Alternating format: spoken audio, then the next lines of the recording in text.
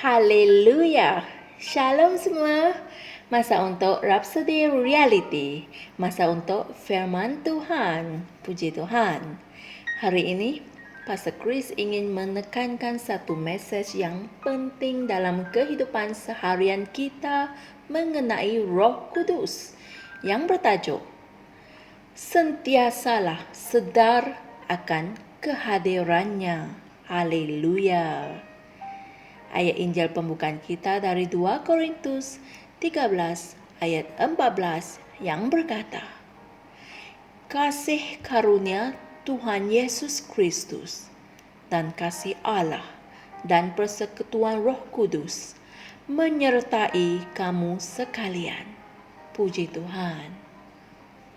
Oleh kerana sekarang kamu berada di dalam Kristus, perkara yang paling penting dalam hidupmu adalah persekutuanmu dengan Roh Kudus. Amin. Kristianiti hanya akan menjadi suatu bentuk keagamaan sehinggalah kamu tahu tentang hal ini. Kamu bukan sahaja harus tahu, mengasihi dan berhubungan dengan Roh Kudus sebagai seseorang yang hidup, tetapi juga sebagai intipati Kristus dan Kristianiti. Puji Tuhan. Dialah yaitu Roh Kudus yang telah membangkitkan Yesus dari kematian, dan tanpa kebangkitan itu tidak akan ada keselamatan. Haleluya. Segala sesuatu yang kamu inginkan, yang kamu suka dan kasihi dalam Yesus ada di dalam Roh Kudus. Amin. Sekarang Tuhan Yesus berada di syurga. Roh Kuduslah yang berada di sini bersama dengan kita.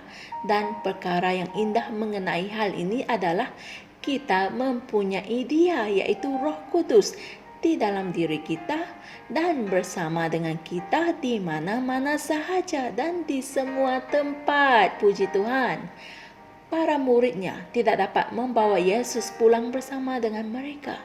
Mereka ada bersama dengan Dia pada waktu mereka bangun, pada waktu mereka bekerja, tetapi apabila Dia telah pergi ke syurga, mereka harus menerima Roh Kudus.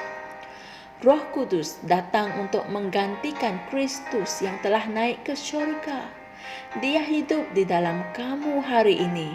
Amin. Saya ulang sekali lagi, Roh Kudus hidup di dalam kamu hari ini. Amin. Oleh itu, sentiasalah sedar akan kehadirannya di dalam kamu.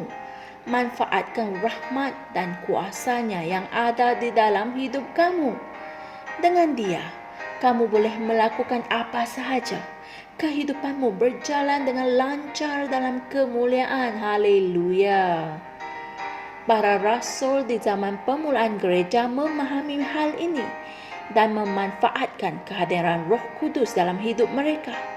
Setelah mereka menerima Roh Kudus, kehidupan dan pelayanan mereka berubah. Mereka melayani dan melakukan semua perkara dengan kuasa Roh Kudus. Sebab itulah mereka memperoleh hasil yang luar biasa dan menghasilkan impak yang hebat dengan Injil. Puji Tuhan. Haleluya. Saudara-saudari semua, mari kita sama-sama membuat pengakuan ini.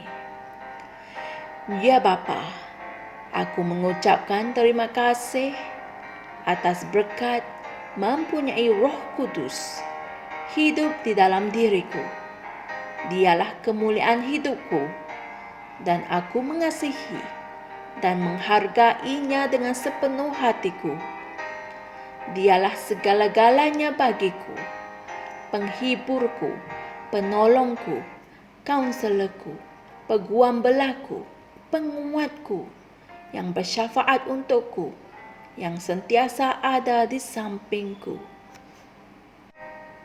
Aku tahu bahawa aku adalah seorang pemenang selama-lamanya, dan aku akan sentiasa menjadi cemerlang, membuahkan hasil dan berkat kebenaran oleh kerana rahmat dan pelayanan Roh Kudus dalam hidupku. Amin. Saudara-saudari sekalian, Jangan lupa renungkan ayat-ayat Injil berikut sebagai nota tambahan, yaitu Yohanes 15 ayat 26 dan Yohanes 14 ayat 16, Kitab Terjemahan Amplified Classic. Haleluya. Sesungguhnya kita sangatlah diberkati untuk mempunyai Roh Kudus hidup di dalam diri kita. Haleluya. Dengan Dia kita boleh melakukan apa sahaja dan membuahkan hasil dan berkat kebenaran yang luar biasa dalam kehidupan kita. Amin. Sedarlah akan kehadirannya. Terpujilah Tuhan. Jumpa lagi esok dan jangan lupa kongsikan firman ini dengan teman-teman yang lain dan subscribe. Tuhan berkati. Kami percaya saudara-saudari semua telah diberkati dengan perkongsian firman dari Rhapsody Reality. Bagi sesiapa yang ingin menjadikan Yesus Kristus sebagai Tuhan dalam kehidupanmu, kamu boleh mengucapkan doa ini bersama dengan saya. Ya Tuhan Allah, aku mempercayai Yesus Kristus, Anak Allah yang hidup dengan sepenuh hatiku. Aku percaya Dia telah mati untukku dan Allah telah membangkitkan Dia dari kematian. Aku percaya Dia hidup hari ini. Aku mengaku dengan mulutku bahawa Yesus Kristus adalah Tuhan dalam hidupku mulai dari hari ini. Melalui Dia dan di dalam nama-Nya, aku mempunyai kehidupan yang kekal. Aku telah dilahirkan semula. Terima kasih Allah kerana menyelamatkan jiwaku. Aku sekarang adalah anak Allah. Haleluya. Tahniah, sekarang kamu telah menjadi anak Allah.